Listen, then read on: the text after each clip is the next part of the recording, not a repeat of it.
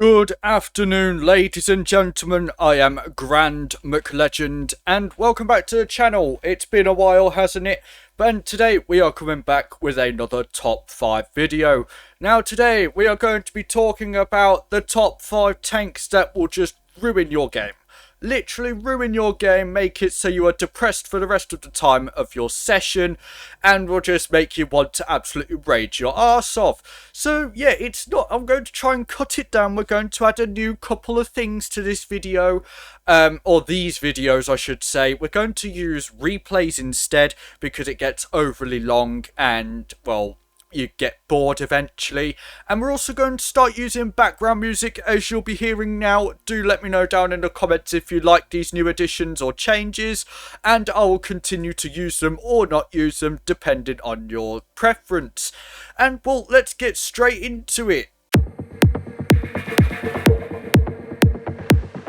Okay, so the first tank on the list, I should mention that this list is basically one of each tier 6, 7, 8, 9 and 10. Some of them will be surprising, but it is my opinion at the end of the day. This is what I find annoying, and well, let's go with it. So the first one on the list is of course tier 6, and it is the KV2, Stalin's Fridge. It is pretty annoying when you go into a battle in a Hellcat and you get absolutely nuked by a freaking KV2 shooting HE, and it's a one-hit kill.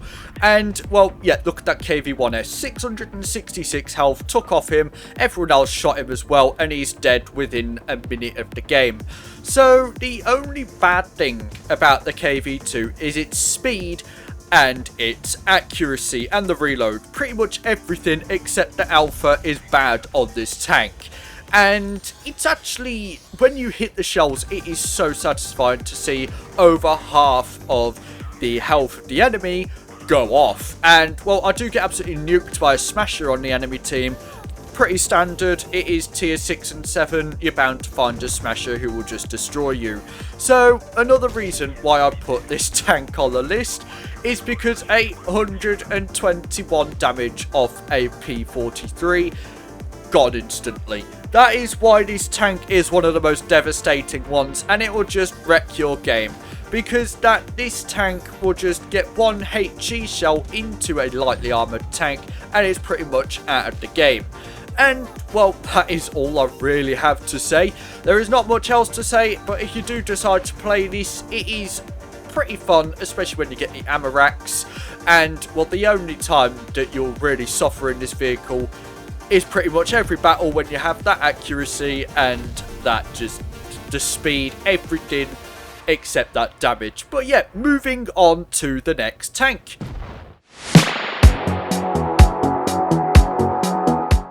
Okay, so I've decided to go for the Smasher. Now, this goes without saying, this is probably the most devastating tier 7 in the game. And that is primarily because it is a KV2 on steroids. Now, just look at this. This poor IS-2 just has half his health took off him because a smasher was on the enemy team, and he's pretty much out the game at this point. So I do make a really silly play during this game, and it involves an AT7 and an STRV71. Now, I am getting absolutely wrecked. I want to try and get that shell into the AT7's hatch, but it does fail miserably. Now, why is this tank so devastating? It's pretty much an enhanced KV2. It has the HE pen, 1000 damage if you can get that accuracy, or the weakly armoured targets. And let's say that that STRV-74 was right out in the open. Yeah, he'd hopefully be dead by now, because I would have put an 800 damage plus shell into his hull, and well, he just doesn't let me do it. So what are we going to do? We're going to go and shoot the AT7 instead for 548 damage. Now, that is just why this tank is so bloody good. Now, another reason this tank is amazing is the heat pen. Now, if you have a look, I do not aim in on this AT7, and you'll see why in a second. I'm going to aim in on this guy. Look at that. And the AT7, as we all know, has probably one of the best armor profiles in, well, tier for tier in tier 7, and it's it's just stupid. Over 280 millimeters of pen on the heat on this tank.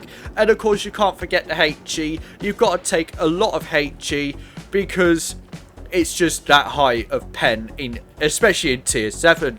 90 odd mils I think it is. So we'll just clear that AT7 and it's like we never even tried. So we're going to just skip ahead a few seconds until we get a nasty shell into the STRV for 800 damage. Now, of course, we can't stay on this tank forever. But yeah, moving on to the tier 8 in this list.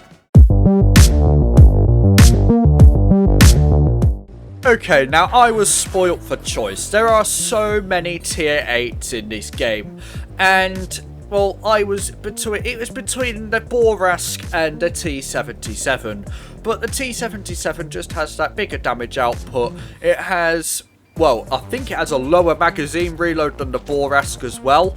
If not, it's like a second longer. But this tank is just really fun to play, honestly, and it just tears into the enemy. Like, of course we did miss a shell. It's because I aimed heat into a freaking post.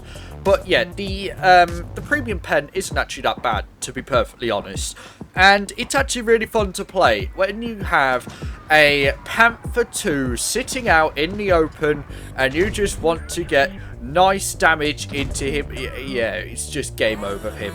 Now, the ISU 152 was probably the damage dealer against that Panther, but so what? We still got the 500 damage into him, and you know, I could have chose the ISU 152 here, but this tank has a higher damage output first of all, and of course it's an auto loader, so you're able to get that damage out much quicker than any other tank really would. Now, this ISU 130, I think, had either connection issues or he's just given up.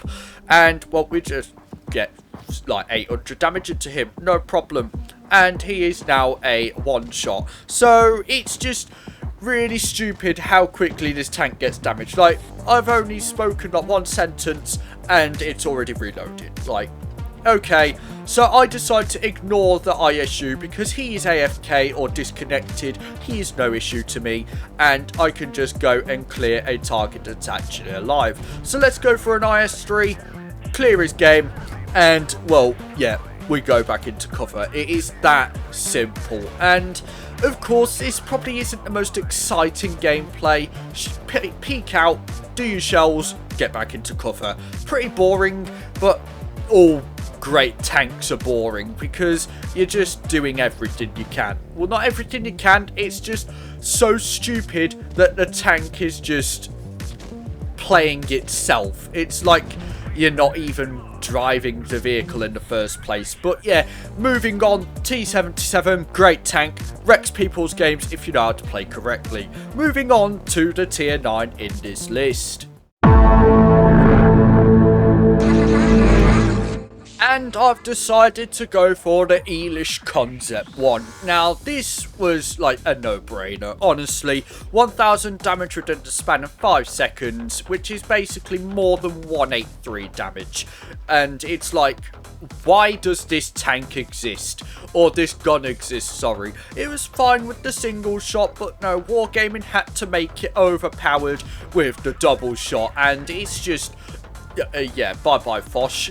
You are no more, and we'll just get 700 damage into the project, shall we? So yeah, it already explains why this tank is just stupid, and it wrecks people's games. We got completely nuked a Fosh, and the project is now half hit points because of this tank's capabilities. Need I say more? It's just a stupid tank. Now, of course, we're just going to keep pushing forward. That is all we're going to do. Type 61 coming up behind us. Try and get a shot. We do get a bounce onto his turret, but that is not surprising at all. But we are just going to back into the cover, wait for our 20 seconds, and then we'll be able to put another 1000 damage into the enemy. Hardly difficult. It is really, really passive gameplay, and, I mean, we're already reloaded. Let's get another 1000 damage into this lot, I do see the heavy tank off to the right there, but he is being dealt with, so I decide to go for the Type 61. And, well, we just get another 500 damage into him. 5 seconds later, we'll just get another 500 damage into him. It's stupid.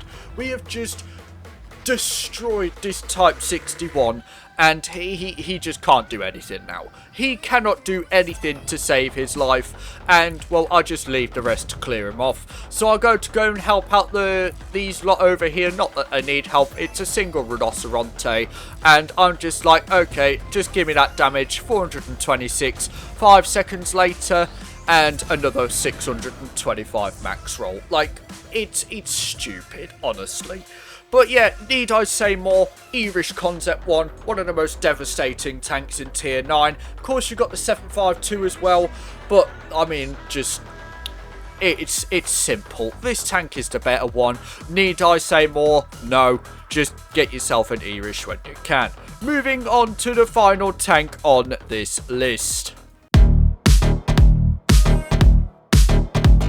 And it's got to be the TVP. Now, I had an E50M replay. I was going to use that tank, and I was having second thoughts. But the replay file was corrupted, I believe, and it just failed to open. So I decided to rethink my choice for this, and I decided to go for the TVP. For many reasons. Now, the speed is a lot better. The gun is just... well, it gets rid of half an enemy's hit points, for God's sake. Now, of course, we did miss, like, every single shell against that BZ. And, of course, if you're on against, like, heavies like a VK72, you're not going to take that much health off because armor exists. Now, of course, when you go up against those mediums and heavies, you will get a lot of damage. Or, not damage, but... you will really devastate the enemy, especially your light tanks, because they'll be left with 500 HP. And, well, it's a similar kind of concept here. So we have a full health BZ75.